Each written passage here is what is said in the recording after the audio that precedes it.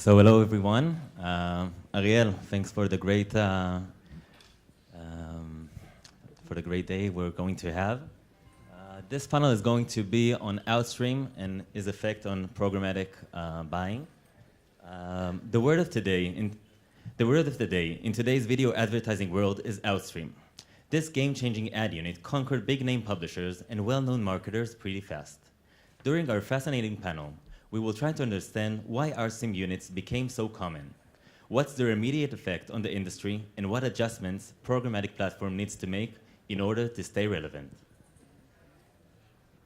Before I introduce our wonderful panelists, I would like to introduce myself. I'm Chen Shalit, Head of Business Development in Aniview, the ideal video solution for all needs. Now I want to ask each one of you to present himself in short. Erwin? My name is Erwin Plomp. I was the founder of the SSP platform Falk Realtime. We've been recently 2 years ago, acquired by a Berlin-based company, Fyber, and I'm managing everything programmatic within Fyber. My name is Amnon, and I'm the CEO of Geoedge. For those of you that are not familiar with Geoedge, we are an ad verification company, and we help companies to check the quality of video campaigns. Hello, my name is Nadav Matz, and I'm the VP Marketing at Mobium. Mobium is a media technology company. What we do, we actually provide a publisher with advanced solution for their media monetization abilities. Hi everyone, I'm Tzachi. I'm the founder and CEO of Positive Mobile. Positive Mobile is a mobile video SSP focusing on non-pre-roll advertising of everything within feeds, helping publishers to create and monetize videos through several ad units and selling mainly programmatically in the market. Thanks guys, happy to have you all here with me. So we will begin with our first question. By 2019, online videos are expected to generate around $15 billion in ad spend and 80% of all internet traffic. Who do you think will be the top influencers in this growth? What trends do you expect to see during those upcoming years? Erwin? I guess your question is about growing internet traffic, and your question is about growing internet spend, ad spend on video. And they're obviously related to each other. You know, more content means more advertising. I think, you know, we're still at the start of a complete changing life. If when I wake up in the morning, I open up my app from CNN, and my app of CNN is video with some text content around it today. If I go to a Dutch newspaper, I see text content with a few videos related to it. That's going to I mean, we're following the US in almost all cases, and I guess also in Israel that's the same. I think we're shifting completely to a video consumption surrounding. If I look to my kids, I mean, every day they mention me a new name of somebody who makes a video blog. I've never heard about them, and you know, that's their life. It's about video. But it's only starting, so we keep on growing that.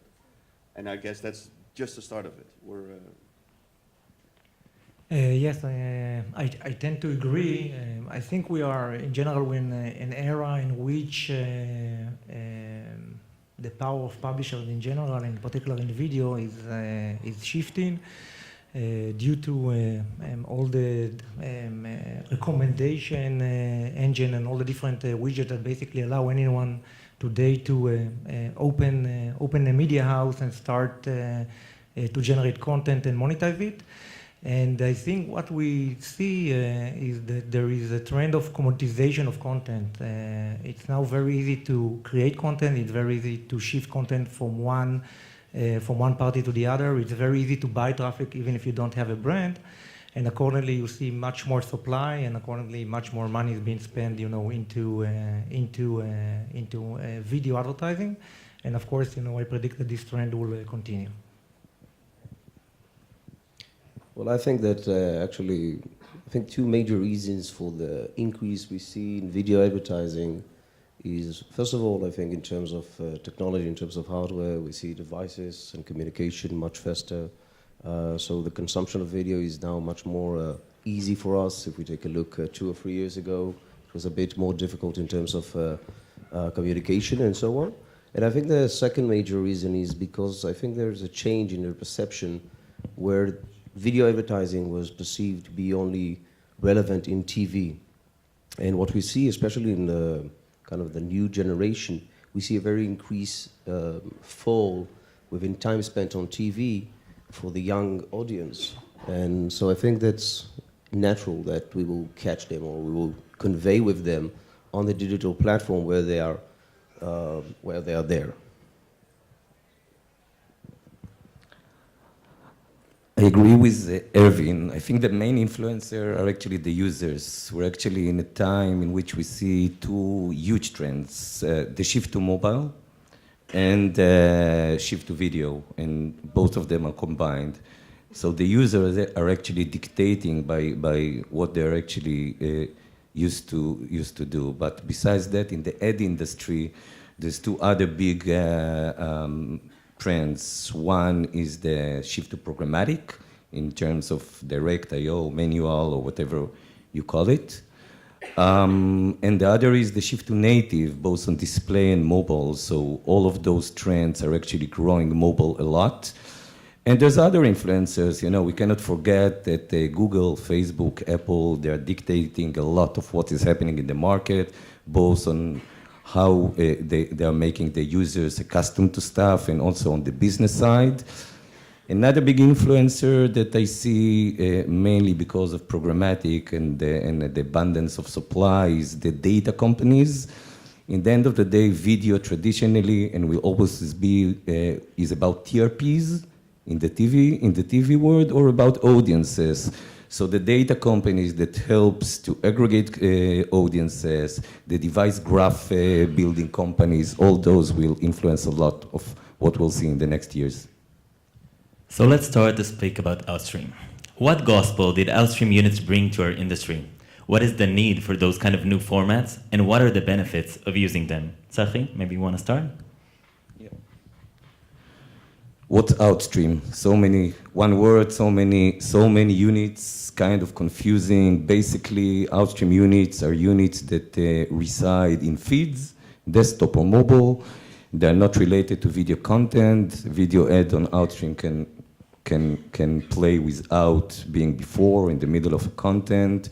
They're usually activated upon user scroll and stop when the user leaves it. And they're usually autoplay and muted videos. So that's but with that, there's a lot of things that is going on. I think that what it brought to the table is, let's talk about the advertiser side and the publisher side or the supply side. On the advertiser side, they were used to bank pre-rolls, and there was more demand than supply. There was a big need for a premium supply. And what Outstream brought to the table is the ability to buy premium at scale, the ability to buy it on content publishers and not only on the platforms like Facebook, and the ability to buy it on more affordable CPMs. In the end of the day, Outstream costs less than pre-rolls because it's much easier to produce.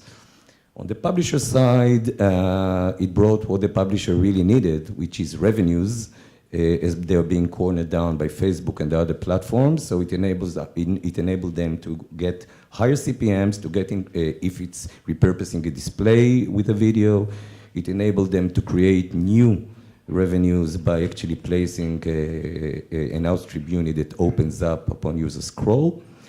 It also caused them some issues with latencies and stuff, but I'm sure we'll talk about it. One important thing, it also enabled a lot of ad tech companies actually to shift their business model from performance to branding. Video is about branding. In the end of the day, those are commercials, repurposed from TV or being produced specifically for digital. But a lot of companies which I knew that were in the performance business are now trading on videos. Nadav, you're an expert also for Outstream units. So I think actually I'll start with the publisher side. I think that's Outstream is you said gospel, so I really think that's a very pivotal issue for publishers, especially in the Mobium in the mobile spectrum, and that is because in mobile publishers are now challenged how to use their limited placements on each page. Unlike desktop that we have multiply ad units and placements, we now have to use very limited ad units and still create respectable revenue. So transferring from display to video outstream, increasing their CPMs is very significant. So I think for publisher that's by itself is a great step forward. And the second thing I think is that when we talked about video advertising, mainly in in-stream pre-rolls and so on, there were a huge class of publishers that were stayed out of the game, mainly because they didn't have any video content. Video content cost a lot. Medium publishers or small publishers didn't have it, and were very limited by providing video advertising. And now we see also publishers in the long tail able to provide video advertising in their niche segment. And also for big publishers, in a way, it gave also, of course, for everyone, it gave a great deal of inventory, but it also gave them the ability to put ads in kind of a content vertical, which are again niche for those big publishers that usually we see video content mainly in news or in sports, but there are a lot of content segments that we are lacking video content, and so I think that opened a great ability. For advertisers, and especially using programmatic, we know that today a lot of the users are getting into a publisher, they are getting into a specific article. The homepage became less relevant, a lot of the traffic coming from social traffic or from search, and what happens when we are using only in-stream, we are limiting ourselves only to catch that audience when we have an ad unit that is relevant. With Outstream, we can catch him in every article. We can kind of tap into every good audience we want that is relevant for us. And again, we see the results for Outstream, so advertisers kind of state that with their budget increase we see in Outstream, so the return for investment, Tzachi spoke about before, about the fact that the prices are much cheaper than regular in-stream. So I think those are quite the major things. Anything you would like to add? No. A research made by eMarketers showed that user experience had improved drastically using Outstream units, and 60% of marketers stated that they see better ROI compared with other formats. Do you agree with that? Why do you think there is such an impact?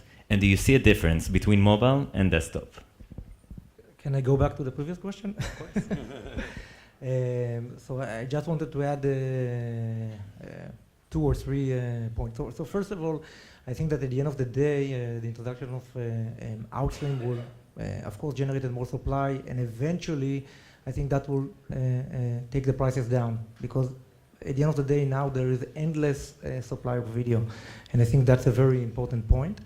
From viewability perspective, Outstream, by the nature that the user need to actually be in the context of the ad, so that solves a big problem. I mean, an Outstream impression by definition was viewable, which is very important to advertiser. And if we're looking from the advertiser perspective, so there are 2 big challenges right now. The first one is that from the marketplace's perspective, if you actually want to buy now a video ad, it is not easy to distinguish between Outstream and regular pre-roll or in-stream. So although the inventory is there, it's not exactly clear what you buy.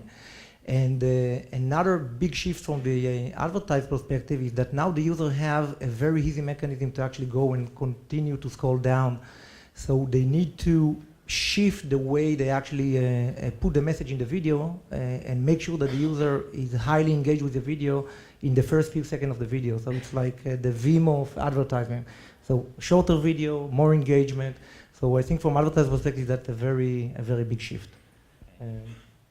Anything you see regarding user experience, Outstream versus in-stream?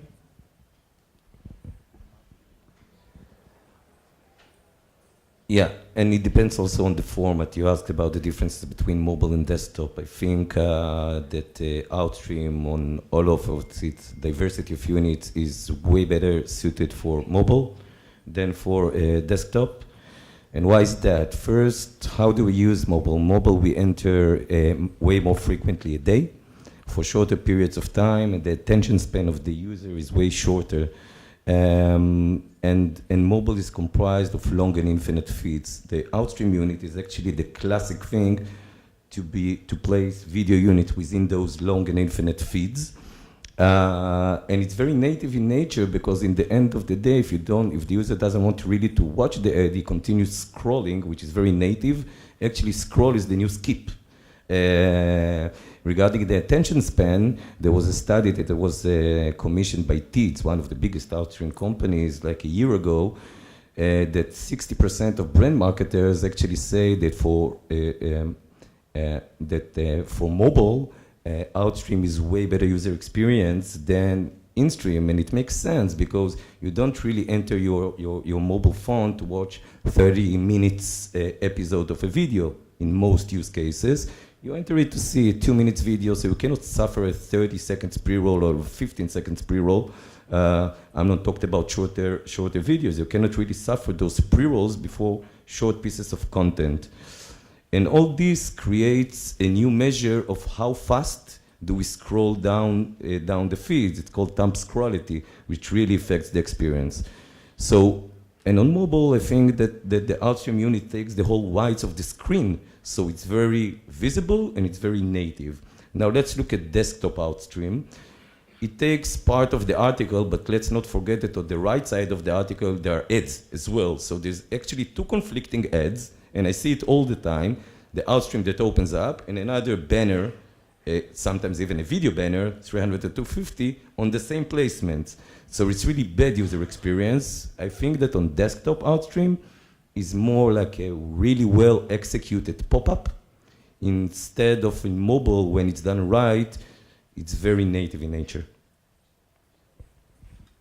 I think I just want to say that, continuing what Tzachi talked about, I do think that in terms of desktop, I think InStream has a certain advantage on Outstream, and mainly because of, as Tzachi mentioned, the other ads in the page taking the attention of the user. In InStream is in the stream of content, is consuming and is much more centered in the content itself.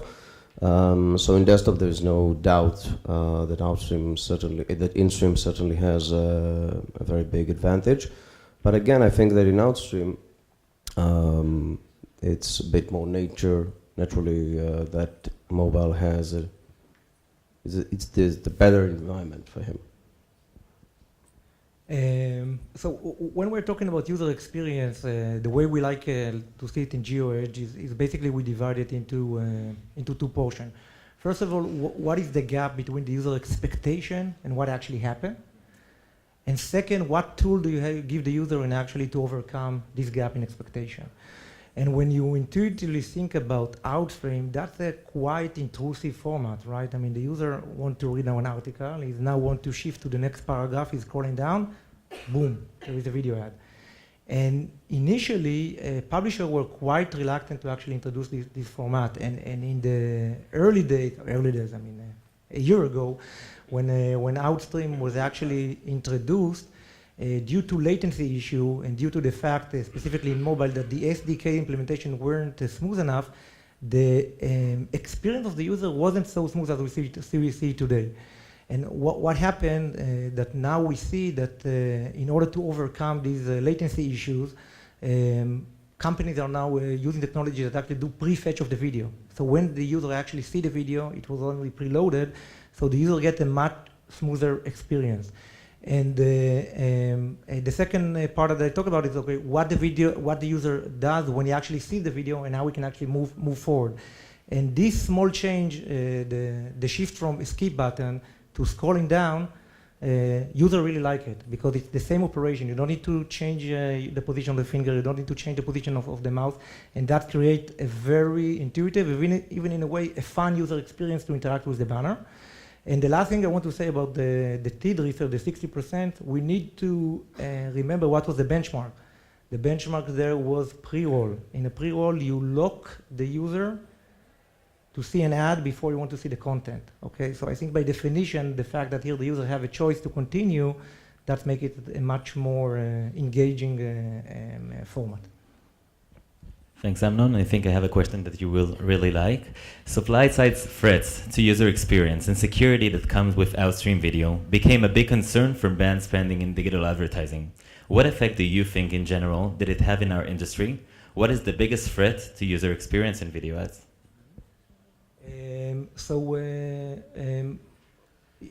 Generally, we are talking about 3 different categories. The first one is security.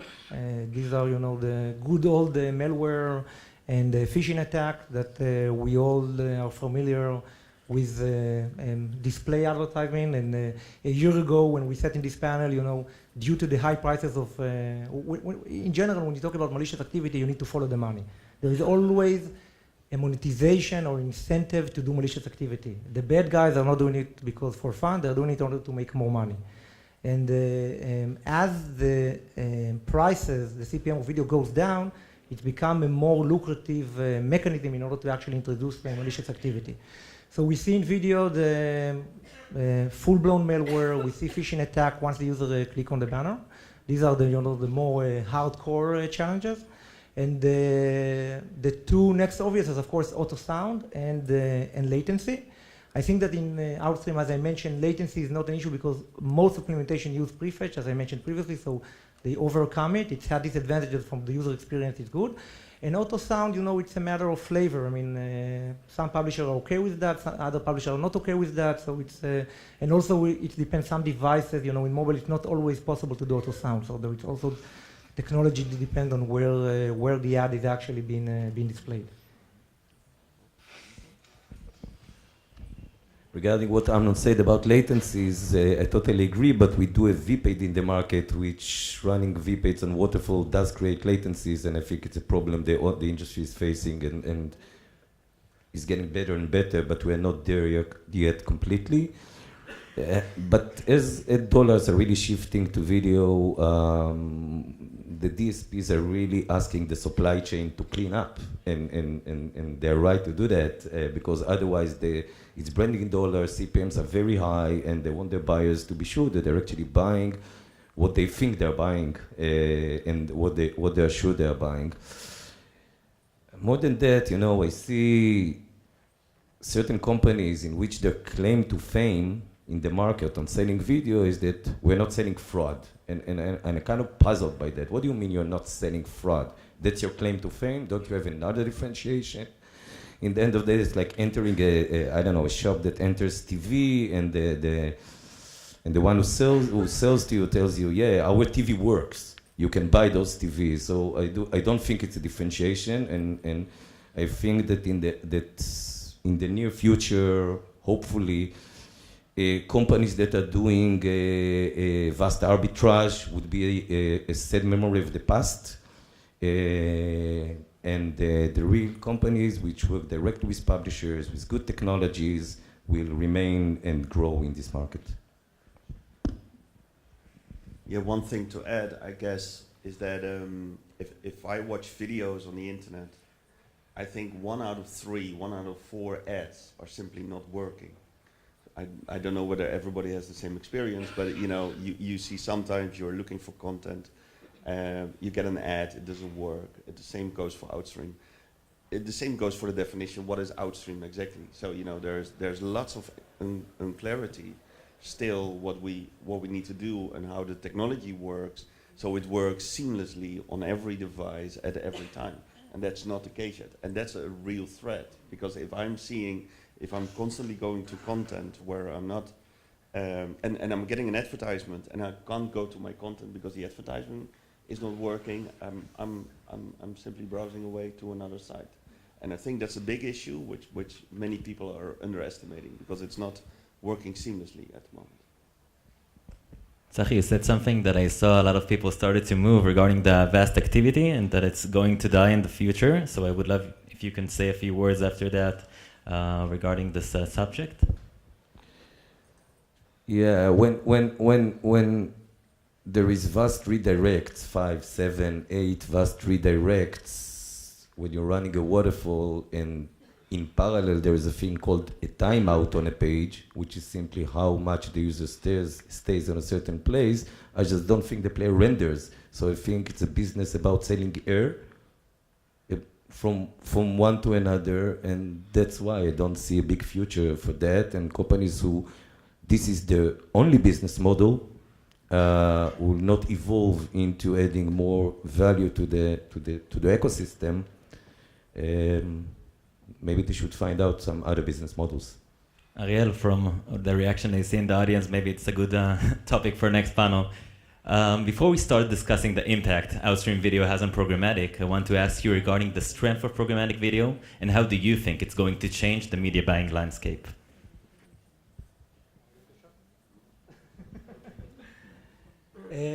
Well, at the end of the day, it's pure economics, supply and demand. I mean, if the market is more, more sophisticated and in programmatic manner, you can have the right equilibrium between supply and demand. So eventually, it is clear that this is the way to go.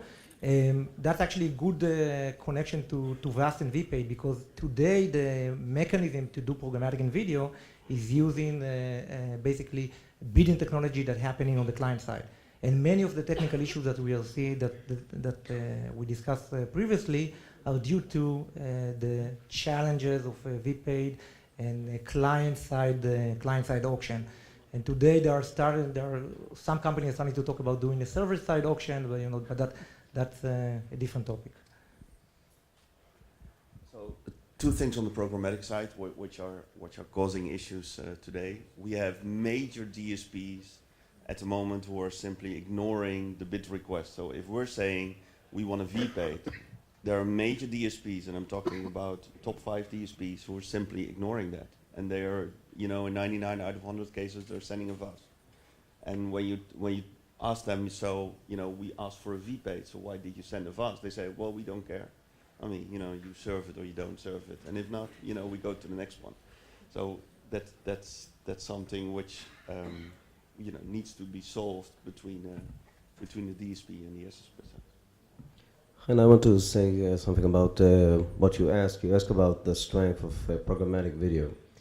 And so, first of all, video advertising is, of course, much more expensive than display advertising. And in such, I think that programmatic video is a must-have evolution.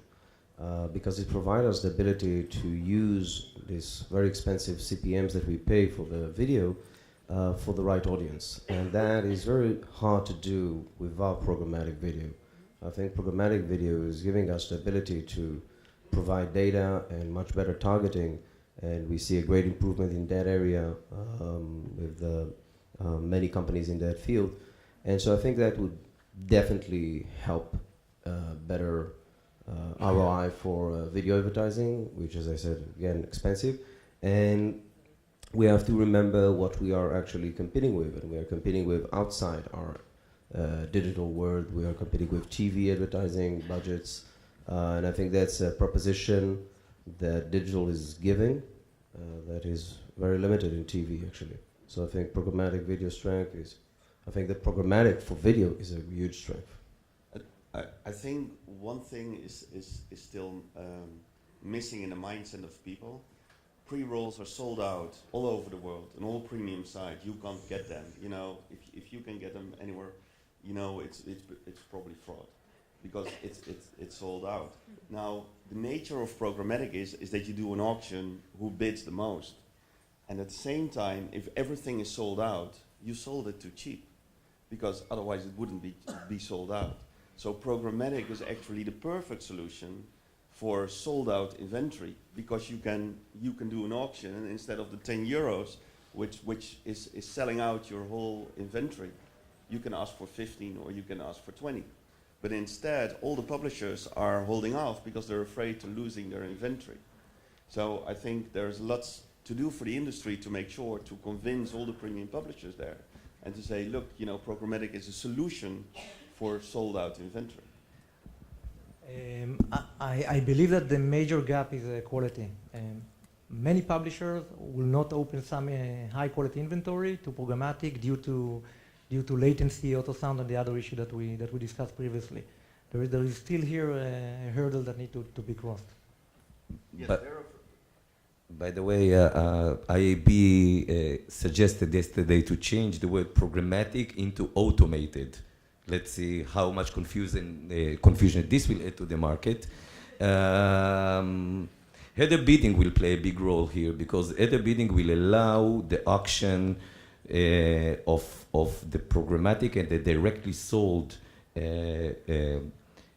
campaigns to actually compete with each other. It flattens it. So I think that programmatic will be everything. Even direct I/O campaigns are shifting into programmatic guaranteed campaigns, and the older cousins, which is PMPs or deal IDs or whatever name there is for it. So in the end of the day, and we see it on TV, we see that TV is getting programmatic. So I don't think the question is, will programmatic win over old school I/O business, but how it will evolve in an automated, transacting way to sell video in several methods. So let's see how DSPs made the change for Outstream. So from your experience, what are DSPs currently offering for buying those Outstream ad units and how easy it is? In addition, please tell us, where do you think programmatic business should invest, and will programmatic rise across different video channels? So my neighbor already said it's very difficult to distinguish a pre-roll from an Outstream unit. If you look to an average reporting tool, you don't see the difference between the two of them. So that's a threat as well, because that means that the more premium, expensive pre-roll is going to be confused with less premium Outstream. That's something which needs to be sorted out. OpenRTB is not fully ready yet.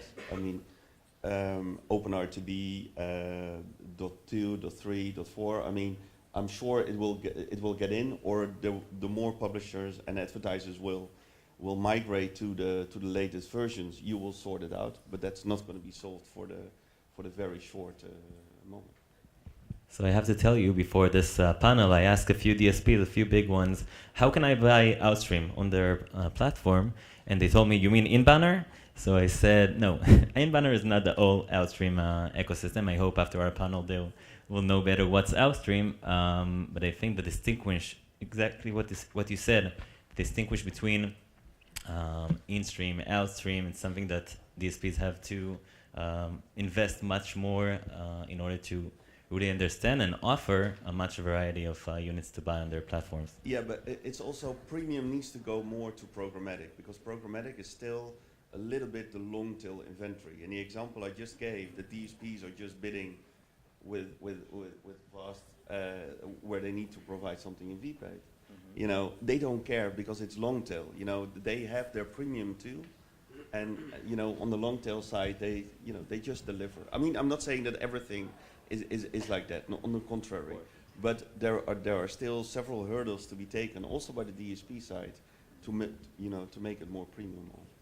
Yeah, and so one thing is discoverability, how to discover Outstream over the DSPs, as Erwin said, like it's being bundled up. So you cannot really find Outstream. And another thing is how you measure it. For example, AVOC, okay, the Group M audiovisual upon complete, which is, it includes sound. Now, Outstream is with no sound. So by definition, AVOC score will be low. So actually, Group M is not buying a lot of that because the score is low. But if they knew that they are buying new units which do not contain sound, up until Facebook brought the sound to the feed, good luck with that. But if they know it and they are paying less for that, they don't need to pay pre-roll price. But they pay less, they still get very premium publishers, they get the reach they desire, and in the end it's good for them also to show for the clients because the total CPM cost of a campaign will go lower, but they need to know what they buy, definitely, and to measure it correctly. So let's talk about viewability. One of the most exciting advantages that Outstream units brought about was the option to track viewability, especially through ad units that would play only when in view and pause when out of view. This provided solution for those advertisers who were looking to have that kind of control. However, the majority of units today chose not to make use of this. How can advertiser manage with that? So I think actually, I think viewability is, we mentioned previously, is one of the biggest advantages Outstream provide. And I think that the usage or the lack of usage of viewability abilities is actually a self-destruction mechanism, actually. Viewability for, when we are talking about video, we are usually not talking about performance. So I think that viewability is a major issue in terms of understanding the ROI and the success of the campaign. But it also can provide us with something that I think is quite unique, because not only seeing the success of the campaign by itself, but seeing the success of the creative itself. And viewability gives us a very important issue here to understand what kind of a creative works. And we see also creative being invested greatly in the first 5 seconds of a video. We see how important for the marketers it is to get a longer viewability for their marketing message. And again, I'm getting back to TV in a way. I think that if we'll take aside the debate about the rating groups and things like that, but let's say that those are the percentage that people are seeing, we still don't know what happens when the commercial break starts. We don't know how many are really viewing it. How many are in the kitchen, or how many in Facebook at that same time, or tapping into their mobile, and so on. So I think that this is probably one of the biggest advantages Outstream can provide for the market, and keeping that ability is crucial to maintaining the high budgets we see moving towards Outstream. So that's something that is very bad, I think, not doing that. Well, viewability makes sense. In the end of the day, the brands, they pay for users to see their ads. So if nobody sees the ad, it's not worth less, it's worth nothing. Yeah, it's worth nothing. But viewability is not engagement, and viewability has trade-offs with reach. Because if you want everything to be viewable, you get less inventory for that. So I think the best approach here for what I would advise the marketers and the brand is to make a mix of not 100% viewability, of how much viewability you want versus reach, and to find the sweet spot which will bring the best results for their campaigns. So last questions. I want to hear your opinion. Are Outstream units here to stay? And is there anything else you would like to add?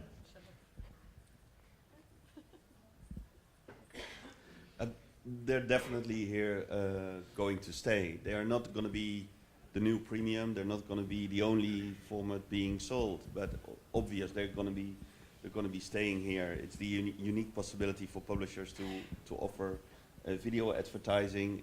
Video advertising makes more than display advertising.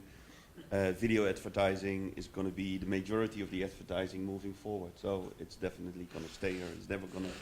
It's never going to go away. But the industry needs to go into more, you know, the open RTB standards need to be sorted out. The industry needs to know what is exactly Outstream, what is in feed, what is in text. I heard somebody say in stroll or so before, never heard of, but you know, there are many Outstream formats that needs to be sorted out first. By the way, also for viewability, for example, it needs to be sorted out.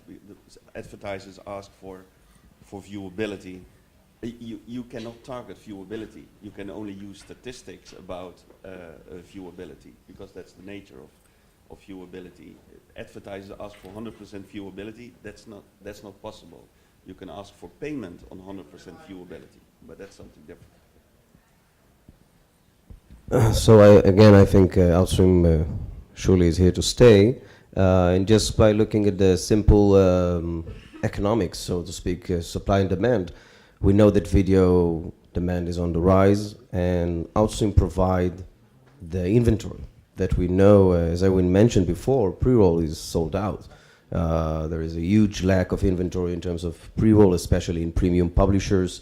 So Outstream is the only method right now that can kind of bridge this gap of lack of inventory. So in terms of supply and demand, it's here to stay. Yeah, of course it's here to stay, but it's not here to stay, it's here to grow. Outstream will grow, as all the issues we talked about will start being sorted out. It has a value. I think the main trends we'll see next is contextual Outstream, meaning how to make the right ad. For example, if it's an ad for food in a food article, so more contextual placements. And data overlays for that to find the users and to aggregate the right users and not to buy them on a publisher basis as a proxy for the user, but just to really find the users within a lot of the inventory that's been created by Outstream.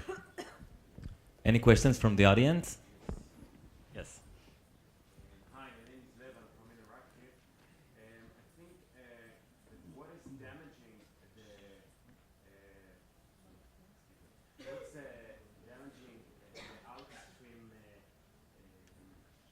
what's the word?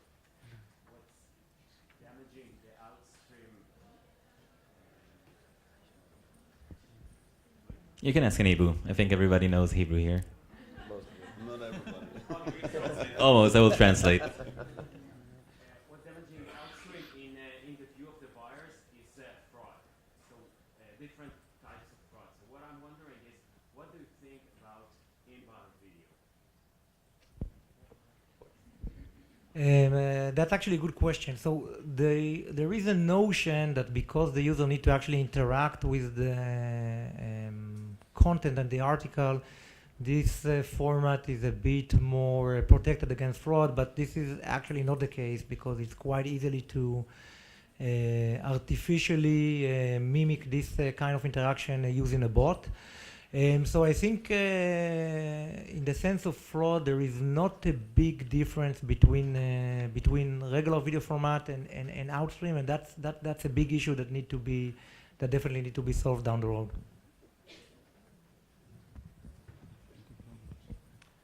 So thank you very much, Erwin, Amnon, Nadav, Tzachi.